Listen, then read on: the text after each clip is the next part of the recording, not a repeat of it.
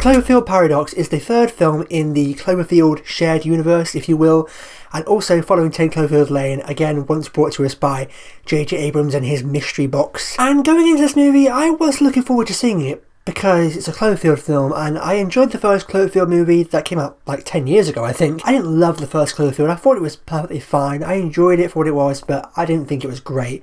10 Cloverfield Lane, however, from a couple of years ago, I loved. I thought that was a great film, and that was definitely my favourite of the two. And then this film kind of came out of nowhere. For a long time, it was rumoured to be coming out. I remember because it was originally scheduled to come out early 2017, because I planned to review it, and then they pushed it back to late 2017, and then they pushed it back to early 2018, and then they said they were pushing it back again, and then suddenly out of nowhere, it was released on Netflix. Paramount made a deal with Netflix to distribute this film worldwide on Netflix as opposed to putting it out in cinemas, and after watching this movie, I can kind of understand why. No, I didn't hate this movie. I thought it was perfectly fine. I enjoyed it for what it was. The best way I can describe it is that it's the best, worst movie I've seen in a while, because it wasn't great, but I don't think it was terrible either. It was a little bit of a mess. It kind of made no sense, but it's one of those films that I found enjoyably bad, in a way. Like I said, I didn't think it was a terrible film, but I didn't necessarily love it either. I kind of enjoyed it for what it was and just took it for what it was and kind of just had fun with it, even though it could have been a lot better. Obviously, this was the weakest out of the three Cloverfield films. I didn't love the first one, but it was still a pretty good, kind of decent, solid monster movie. The second one, I think, was a really great, kind of contained, almost psychological suspense thriller. This one kind of didn't know what it wanted to be. It's set in space with these crew of astronauts on this space station while they're experimenting with this particle accelerator. Because remember, the film was initially titled God Particle, and like 10 Cloverfield Lane, I think it was changed to be a Cloverfield film. But whereas 10 Cloverfield Lane, it turning into a Cloverfield film actually helped the movie, this one, I mean, it probably did help it, because a lot of people were interested in seeing it because of the name Cloverfield, but at the same time, you could tell it was kind of hijacked during production and just turned into a Cloverfield movie last minute, because, like I said, I think it was originally titled God Particle, and then it was turned into Cloverfield Paradox or whatever.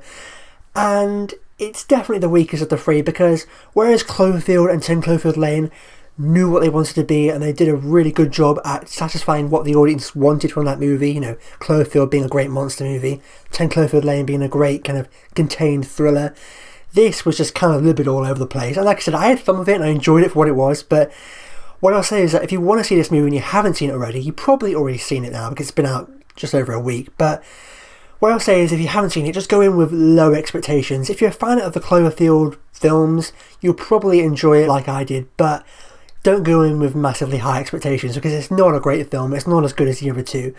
But like I said, I still had fun with this movie because it was just so crazy and insane and just so silly and ridiculous and kind of made no sense. And maybe I would be more harsh and more critical on this movie if it wasn't a science fiction film, if it wasn't a Cloverfield movie, but because it's this crazy, outlandish, far-fetched sci-fi film, and it's in the Cloverfield universe, I can kind of give it a bit of a pass, because it's not going to take everything 100% seriously. It's not going to all make complete sense, because it is this very far-fetched, high-concept movie, and yes, there's a lot in this movie that you could really rip apart, and you could completely destroy this movie if you wanted to, but I don't feel that angry about this movie, because yes, I think it could have been a lot better, and obviously I would have wanted to love this movie, really, but I can kind of still enjoy it, because I could just have a little bit of fun with it, you know. If the movie was taking everything 100% seriously, and it was trying to be some really kind of intense real world drama, maybe I'd be a little bit more critical, but the movie was kind of just so crazy and silly and insane and over the top and made no sense. I can kind of have fun with it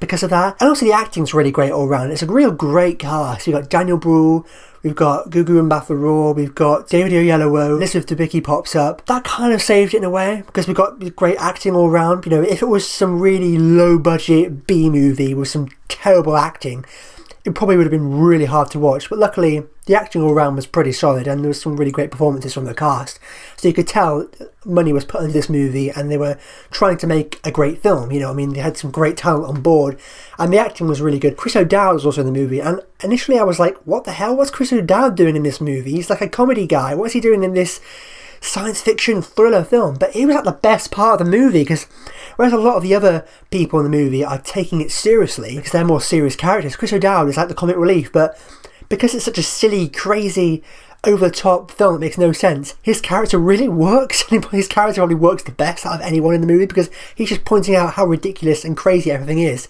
And if you've seen the movie, you know that something happens involving an arm. Again, it's like, it's a really great kind of guilty pleasure film almost, because like I said, it wasn't a great movie, but at the same time, I didn't hate it because it was just so funny and silly and over the top, and the stuff involving Chris O'Dowd and the arm, I just loved. One of my favourite lines in the film was, "What are you talking about, arm?" Yeah, if you've seen the film, you know what I'm referring to, but just those lines that he would just splurt out that were just completely crazy and insane, but just really worked because everything that was happening in the film made no sense and was completely kind of ridiculous and over the top. So when Chris O'Dowd would spurt out these crazy, ridiculous lines, it would just work. But yeah, if you go into this movie expecting a really great, serious thriller and a really worthy successor to the previous two films, you're going to be disappointed. But I went into this movie with slightly lowered expectations, and I enjoyed it for what it was. Maybe if I saw it in the cinema and paid money to see it, maybe I would have felt slightly differently about it, but I still think I would have felt the same. It had some decent, solid performances there from the cast. It was completely crazy and ridiculous and really over the top, but I kind of loved it for that. You know what I mean? It was like a perfect guilty pleasure kind of film, and that I was fully aware that it wasn't a great movie, but I kind of still enjoyed it and had fun with it at the same time. But as I said, it is by no means a great film, and I can certainly see why a lot of people would really take against it and not like it. But I had fun with it. I think it was perfectly enjoyable enough for what it was trying to be. So overall, I'm going to give The Cloverfield Paradox 3 stars. Could have been a lot better, probably should have been a lot better, but I still had fun with it. So there we go, that wraps up my review of The Cloverfield Paradox. Have you seen the film yet? And if so, what do you think about it? Did you love it? Did you hate it? Were you somewhere kind of in the middle like me where you didn't think it was a great film, but you still kind of enjoyed it for what it was? Let me know your thoughts in the comments down below. And as always, if you like this and you haven't already, be sure to click subscribe to see more. If you missed my last review, be sure to go and click over here to catch up on my last review, or perhaps down here to catch up on all my recent videos. But with that said, I've been David O'Sullivan. I'll see you next time.